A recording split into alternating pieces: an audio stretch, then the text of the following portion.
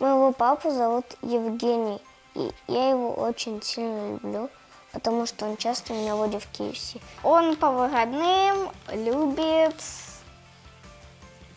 спать. Ну, он все разрешает, и там его легко уговорить. Плохие папы не уделяют детям времени. Все на работе, там что-то дозвониться надо.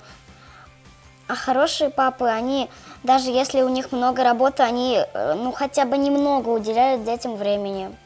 Я нарисовала папу так, потому что он все время работает, все время за компьютером. Я бы хотела, чтобы он съездил с нами на природу и все такое. Мой папа самый лучший, потому что он меня любит, и мы сделаем с ним все вместе. Если бы не папа, не было такого веселья. Если бы папы не было, то мы бы не ели, ходили бы в какой-то грязной ободранной одежде. Хорошие деньги зарабатывают, 100 тысяч за поездку одну иногда даже. Если папы не будет, это не будет жизни.